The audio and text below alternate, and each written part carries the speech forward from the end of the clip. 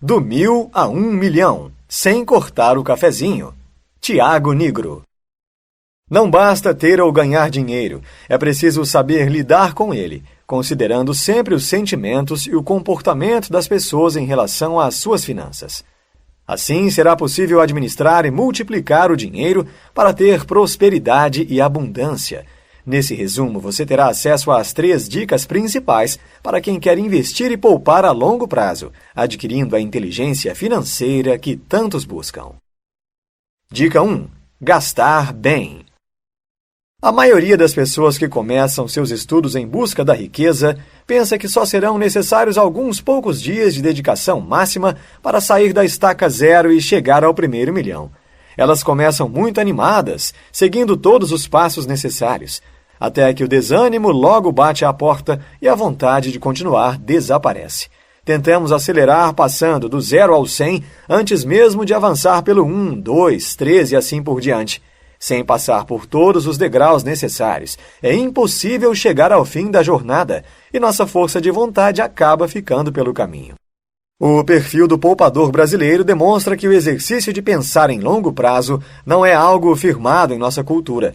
Estudos apontam que apenas 3,6% dos brasileiros acima de 15 anos economizam pensando na velhice. Lidar com dinheiro exige disciplina, comprometimento e estudo, mas, acima de tudo, uma grande mudança no modo de pensar.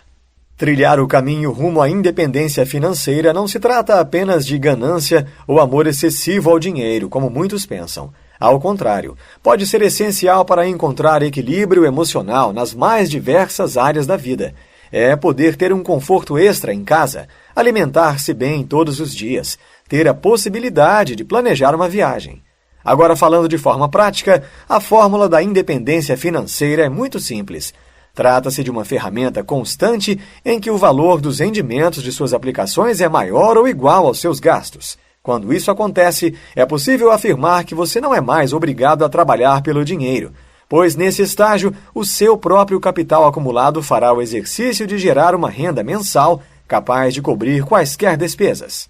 Mas, para tudo isso ser possível, devemos começar a investir em independência financeira sem sobrecarregar nosso sistema, planejando com cuidado cada etapa, dando apenas os passos necessários para cada momento, evitando chegar à exaustão muito antes de alcançar o objetivo final. O verdadeiro investidor não deveria sentir um frio na espinha quando faz uma grande contribuição. Tendo estudado e compreendido o potencial daquele negócio, e após ter o sentimento de ser sócio da empresa, a sensação deveria ser de conforto e sucesso, e não o contrário. Todo investimento real é de longo prazo, então não caia em ofertas instantâneas tentadoras.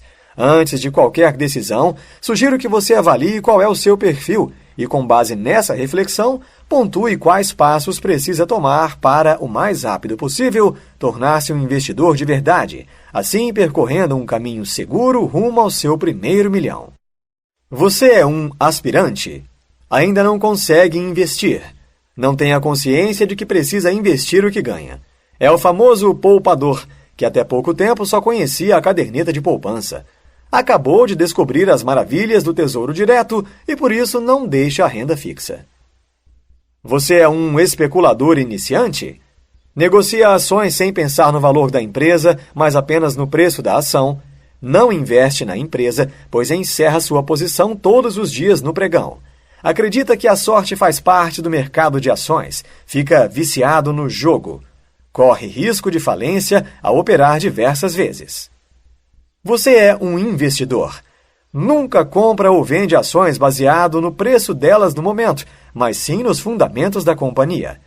Pretende ganhar dinheiro com operações de curto prazo que geram custos altos com corretagem. Faz planos pensando na velhice e aposentadoria. Entende o poder dos juros.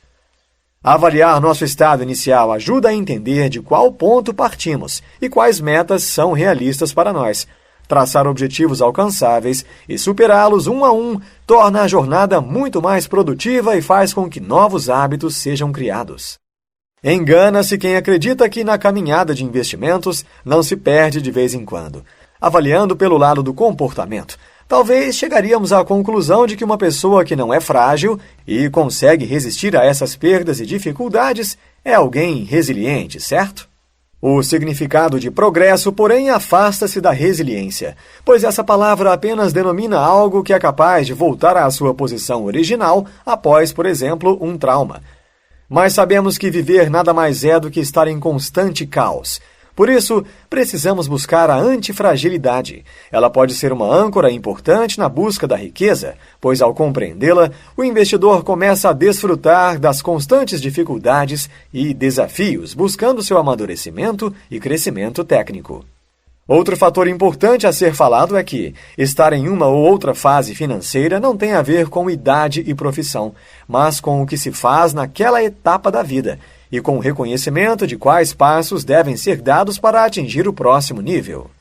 Isso significa que uma pessoa de 20 anos de idade pode estar passando pela mesma fase financeira de alguém com 50 anos, assim como profissionais dos mais diferentes níveis salariais podem estar com um denominador comum, financeiramente falando.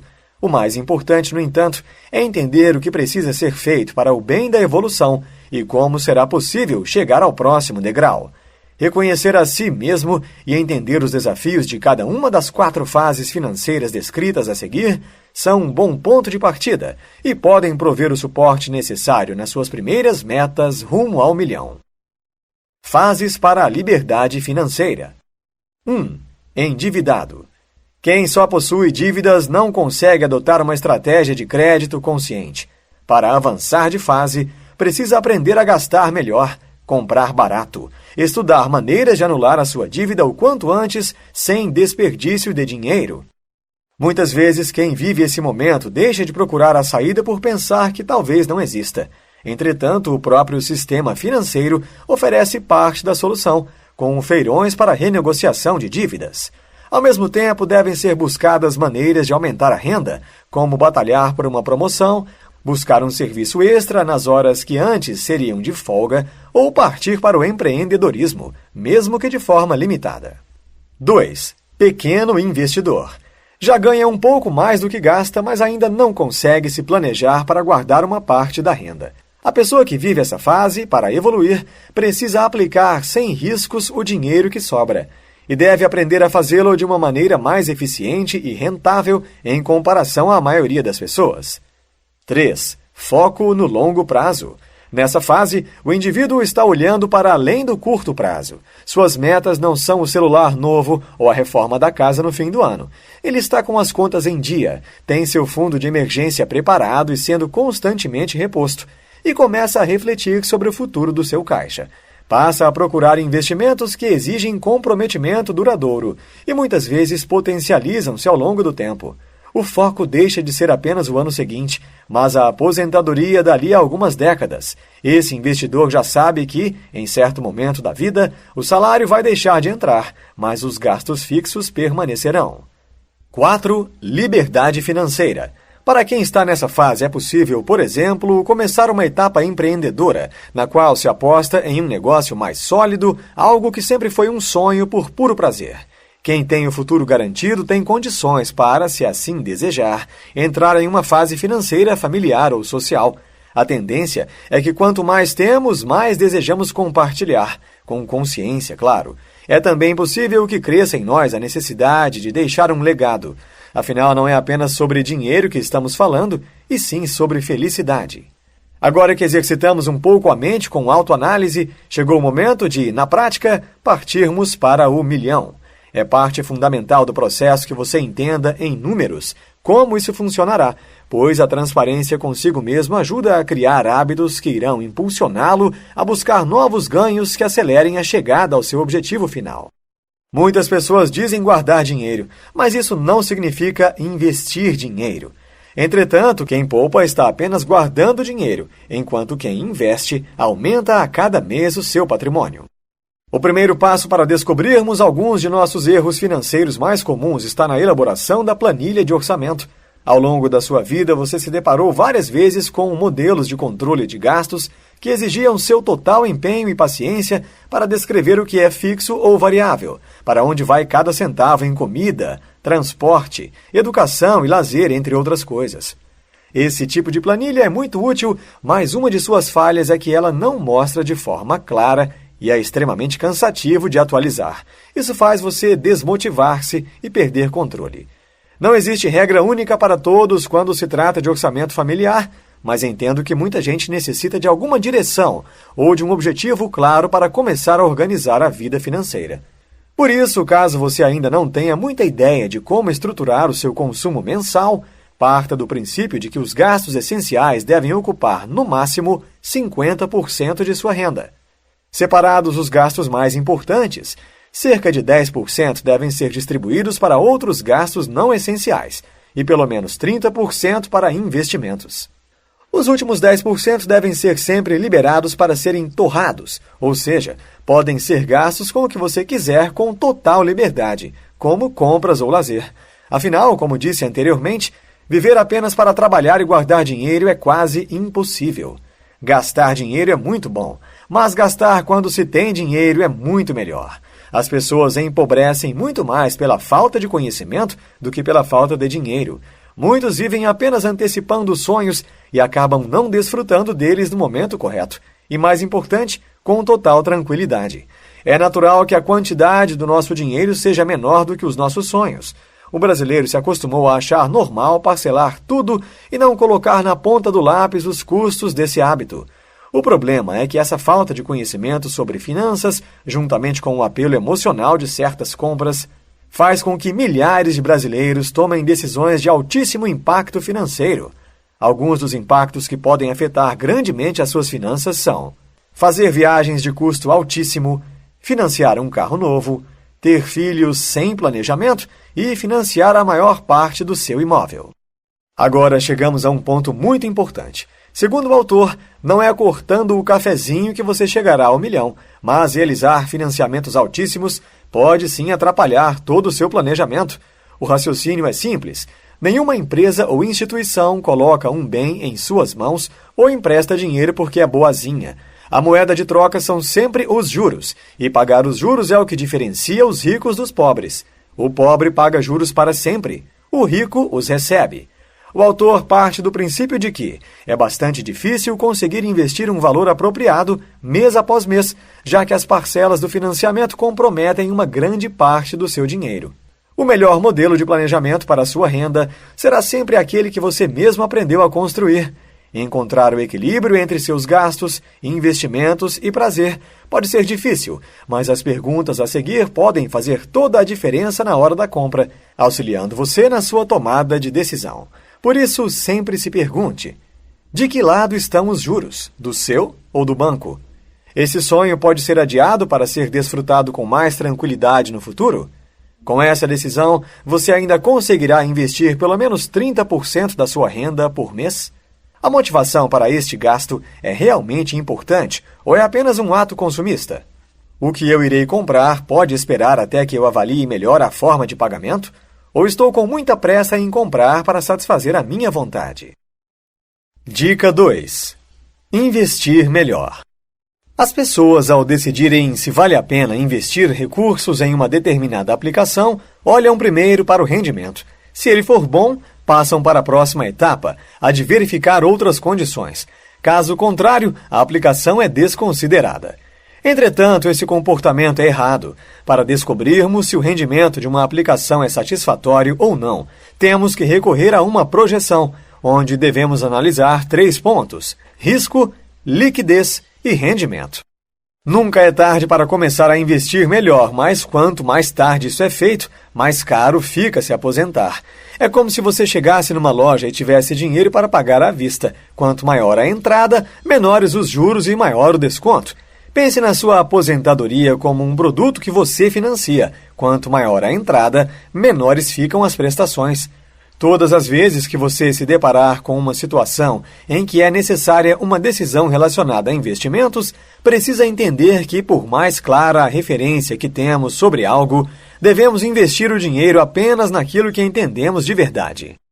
Sempre serão oferecidos para o investidor produtos que parecem ser muito vantajosos, ou aquela dica quente e chamativa de um produto com alta rentabilidade. Não existe dica quente no mercado. O investidor esperto não sai compartilhando por aí as operações que podem ser mais vantajosas para ele.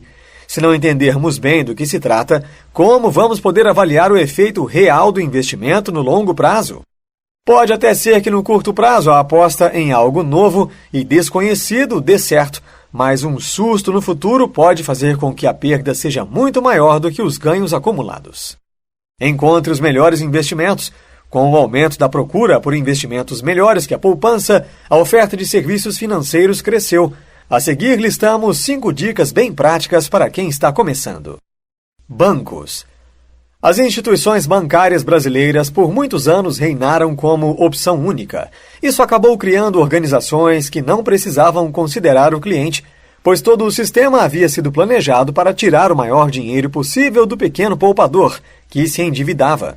Isso gerou uma cobrança agressiva aos gerentes que eram treinados para vender a maior quantidade de produtos desnecessários possível. Para os que já têm alguns milhões em conta, porém, existe uma categoria de atendimento diferenciada, na qual o cliente consegue ter acesso a opções que não são oferecidas para o cliente comum. Ao lidar com bancos, sempre tenha em vista que o principal negócio dele é lucrar com empréstimos, não com investimento. Corretora. A corretora é uma das melhores opções para os investidores que não possuem um atendimento diferenciado, oferecendo maior poder de escolha aos clientes. Mesmo existindo uma pessoa que lhe indicará boas aplicações, isso não garante que você não terá algumas aplicações ruins em sua carteira. Entre as vantagens de se usar uma corretora é que com ela você consegue comparar muitas aplicações sem precisar abrir conta em diversos lugares. Algumas corretoras oferecem taxa zero para alguns produtos, mas é preciso entender que as corretoras também ganham dinheiro na venda de alguns produtos financeiros e com a taxa de corretagem pelo giro das aplicações. Os interesses são mais alinhados aos seus do que aos bancos, mas ainda assim não são exclusivamente os seus. Banco digital. São instituições financeiras sem agências, que funcionam de maneira 100% digital. Para o pequeno investidor /poupador, é uma opção com baixos custos e que apresenta títulos com rendimentos superiores aos dos bancos convencionais. Porém, pelo pouco tempo que estão no mercado, a oferta ainda é bem limitada e nem todos os bancos digitais oferecem pacotes de serviços que atendem a todas as demandas de seus clientes. Gestora. Na maioria dos casos, não faz sentido investir diretamente por meio de gestoras, empresas do setor financeiro que criam um fundo e decidem para onde vão seus recursos. Com elas, você tem acesso direto a vários fundos de uma só vez e pode compará-los de maneira muito mais fácil. Um ponto positivo das gestoras, no entanto, é que elas não cobram comissão e costumam prestar um bom atendimento ao cliente. Robôs. Investir por meio de robôs tem ganhado bastante popularidade. Um sistema avalia seu perfil de risco e faz os investimentos por você. É bom para leigos e não custa tão caro para o nível de serviço que prestam. Entretanto, o robô acaba limitando o poder de decisão e tendo um custo superior ao encontrado em outros tipos de instituições. Dica 3. Ganhar mais. Ao contrário do que fomos ensinados, não é o esforço por si só aplicado em cada tarefa que garante crescimento. O que garante isso são os resultados financeiros que o trabalhador gera. Sem refletir sobre isso, as pessoas acabam sendo educadas desde pequenas em modelos engessados, sem liberdade de criação e inovação. Somos ensinados que devemos nos esforçar para nos enquadrar no sistema, tirar sempre as melhores notas, conseguir entrar numa faculdade e, assim que possível, começar a trabalhar e dar o sangue para alguma empresa. Nos negócios e nas empresas, por mais que digam o contrário, o que é premiado é o resultado, não o esforço. É claro que o empenho e a força de vontade são peças fundamentais para o sucesso. Mas temos de deixar para trás a visão errada de que deveríamos esperar ser premiados apenas pelo nosso esforço. Você receberá dinheiro de modo proporcional aos resultados que apresenta. Além disso, quem garante que uma pessoa que trabalha 12 horas por dia se empenhou durante todo este tempo sem distrações, foi produtivo e obteve para a empresa o retorno financeiro compatível com tanto sacrifício? Se o esforço fosse premiado, seu conhecido já seria milionário. O operário de fábrica mais produtivo teria sempre um padrão de vida muito elevado. Mas é mais fácil ver uma máquina substituindo funções do que um funcionário mediano, mesmo que esforçado, ficar rico. Pessoas do mundo corporativo começaram a detectar que quem construía uma boa marca pessoal em torno de suas atitudes e resultados tinha acesso às melhores oportunidades de trabalho e ganhos maiores.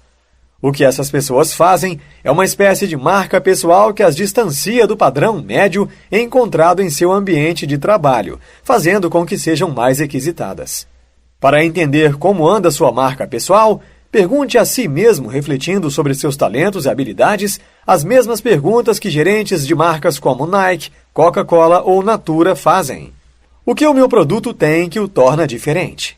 Lembre-se, se você não adquire valor para uma empresa, para os negócios ou para quem está do seu lado, menores serão suas chances de ter parceiros dispostos a lhe darem mais oportunidades ou comprarem mais de seus serviços. Outro fator importante ao falarmos de sucesso é quanto mais autoridade você exercer sobre determinado assunto, menos você sofrerá. Isso significa que, ao demonstrar total conhecimento de suas tarefas e ao saber como executá-las com excelência, menos os seus chefes se intrometerão ao longo do tempo. E isso, pouco a pouco, construirá o reconhecimento de que você não precisa de comando, mas está apto a passar a tarefa para outro funcionário que ainda precisa aprendê-la, enquanto dedica seu tempo às estratégias para tornar essa prática ainda mais eficiente dentro da empresa. A questão é que quase sempre quem está no comando não tem tempo para ensinar sobre autoridade. Com a maturidade, entendemos a importância de sempre aprender e precisamos nos manter atualizados, adquirindo novas ideias e saber como outras pessoas conquistaram seus objetivos. Os livros são ferramentas importantíssimas para isso, pois abrem de maneira muito rápida novas possibilidades, revelam novidades no mercado e melhoram os nossos desempenhos. O conhecimento nos liberta e já está na hora de libertarmos a nossa mente e o Brasil da ignorância financeira.